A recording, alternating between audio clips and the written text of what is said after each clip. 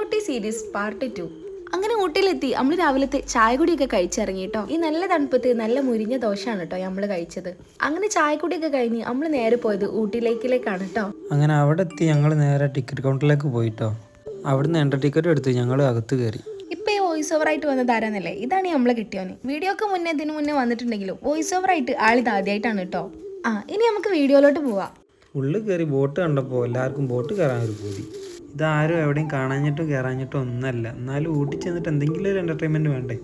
രാവിലെ കയറി വരുമ്പോൾ നല്ല തണുപ്പേനി, അതും പ്രതീക്ഷിച്ച് വന്നും കണ്ട് ഇപ്പോൾ ഉച്ചയായപ്പോഴത്തേക്ക് വെയിൽ ഇറക്കാൻ തുടങ്ങി.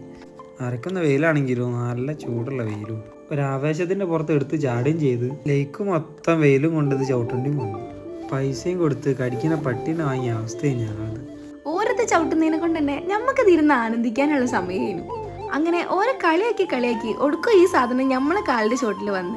ഓരോ കുറ്റം പറയാനും പറ്റില്ല, ഈ സാധനം അത്യാവശ്യം ടൈറ്റ് ഉണ്ടായിരുന്നു, ചവിട്ടിയിട്ട് മുന്നോട്ട് നീങ്ങാത്ത പോലെ. അങ്ങനെ ബോട്ടിൽ നിന്ന് ഇറങ്ങി അവിടെയുള്ള ബാക്കിയുള്ള ആക്ടിവിറ്റീസും കണ്ട് ഞങ്ങൾ അങ്ങനെ കറങ്ങി. ഈ കറങ്ങുന്നതിൻ്റെ ഇടയിലാണ് ഞങ്ങൾ VR കാണുന്നത്. പിന്നെ അതിലും കയറി ഞങ്ങൾ നേരെ അവിടെ നിന്ന് ഇറങ്ങി നേരെ ഫുഡ് കഴിക്കാൻ വേണ്ടി പോയി. ഊട്ടിയിൽ നിന്ന് വന്നതിൻ്റെ ആഫ്റ്റർ എഫക്റ്റ് ആയിട്ട് ശബ്ദമെല്ലാം പോയിട്ടുണ്ട്, അതുകൊണ്ട് തന്നെ വീഡിയോ ഇടാനും കുറച്ച് ലേറ്റാണ്. അങ്ങനെ ഭക്ഷണമൊക്കെ കഴിച്ച് ഞങ്ങൾ നേരെ പോയത് ഡൊഡബേട്ട പീക്കിലേക്കാണ് കേട്ടോ. ഇവിടെ എൻട്രി ചെയ്തപ്പോൾ ഈ സ്റ്റോളൊക്കെ ഇട്ടത് കാണാനായിട്ട് നല്ല ഭംഗിയുണ്ടായിരുന്നു കേട്ടോ. ഈ സ്റ്റോളിൻ്റെ ഉള്ളിൽ കൂടെ ഉള്ള നടത്തും അടിപൊളിയായിരുന്നു. കയറി ചെന്ന് മേലെ എത്തിയപ്പോഴത്തേക്കും തണുപ്പെല്ലാം വിട്ട് ഏകദേശം ചൂടിലേക്ക് എത്തിയിട്ടുണ്ടായിരുന്നു. ഇവിടെ ഒരാളിത് എന്തൊക്കെയോ കാട്ടിക്കൂട്ടുന്നുണ്ട്.